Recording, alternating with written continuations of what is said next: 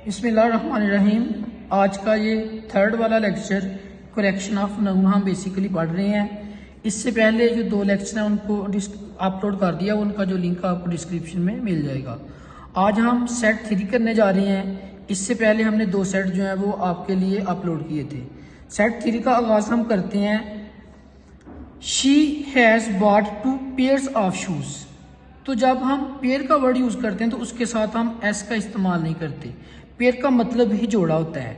She bought 2 pairs of shoes नहीं होगा, बल्कि जो आपकी राइट ऑप्शन है वो ये है she has bot 2 pair of shoes.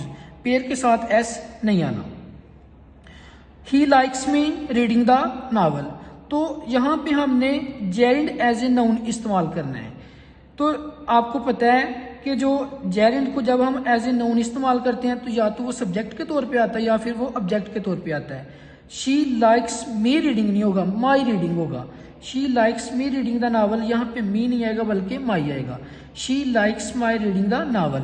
जेरिंड को जब हम एज ए नाउन इस्तेमाल करते हैं या तो वो सब्जेक्ट के तौर पे आता है या फिर वो ऑब्जेक्ट के तौर पे आता है।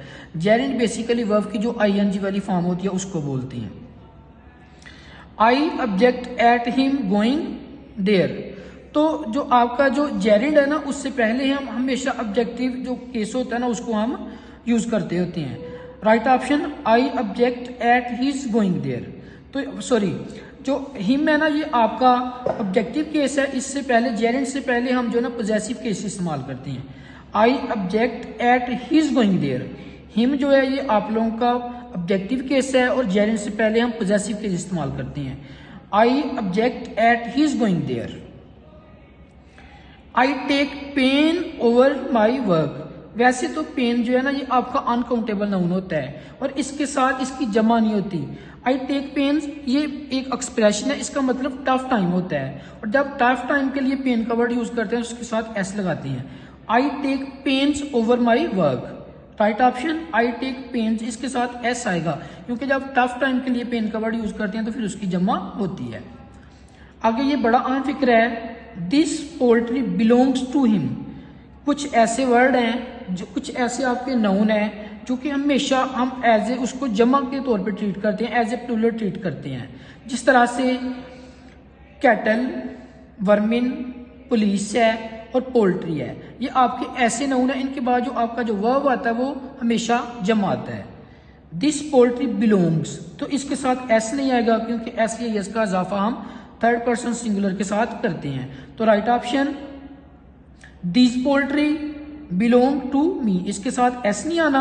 और दिस जो है ये भी हम सिंगुलर के साथ इस्तेमाल करते हैं, तो जो दिस की जो जमा होती है वो दीज होती है। तो फिर these poultry belong to him, क्योंकि जो प्लूरल जो कलेक्टिव नाउन है जिस तरह से कैटल, वर्मिन, पुलिस जो होते हैं ना, इनके बाद जो आपका जो वर्ब आता है वो जमा आता है।